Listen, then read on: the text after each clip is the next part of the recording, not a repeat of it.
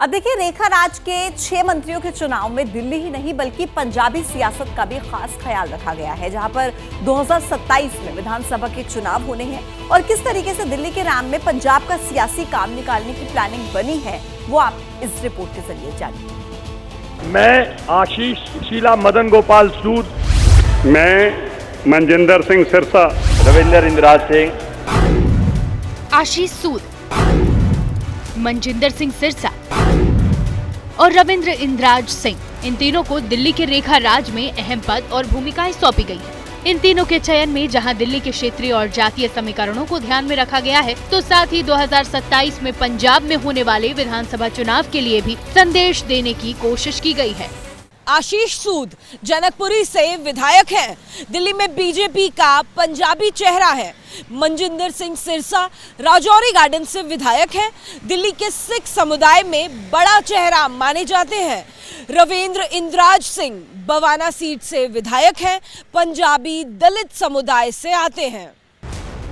यानी दिल्ली की कैबिनेट में आधा हिस्सा किसी न किसी स्तर पर पंजाब से जुड़े लोगों को दिया गया है। इससे सिख और पंजाबी बिरादरी को साधने का प्रयास माना जा रहा है। साथ ही जानकार मानते हैं कि इसके जरिए दिल्ली के पड़ोसी पंजाब में भी बड़ी सफलता के बीज बोने की कोशिश की गई है। याद कीजिए, दिल्ली की जो डेमोग्राफी रही है उसमें पंजाबियों की बड़ी हिस्सेदारी रही और उससे भी महत्वपूर्ण जो हिस्सेदारी रही उसका ज्यादातर हिस्सा भारतीय जनता पार्टी के साथ रहा है। वो हिस्सा काफी समय से नाराज था, उसको एक संतुष्ट करना था। इसी का नतीजा है कि तीन मंत्री पंजाबी समुदाय से हैं। जाहिर तौर पर इसका असर पंजाब की राजनीति में पड़ेगा, क्योंकि जब वहाँ पर चुनाव होगा, क्योंकि वहाँ अकाली दल से उसका रिश्ता खत्म हो गया अभी तो फिलहाल, तो भारतीय जनता पार्टी कोशिश करेगी कि सिखों को वहाँ पर पंजाब में भी मैसेज दिया जाए। पंजाब में अकाली दल से अलग होने के बाद बीजेपी अब अकेले ही चुनाव लड़ रही है, लेकिन पंजाब में उसकी हालत कमजोर है।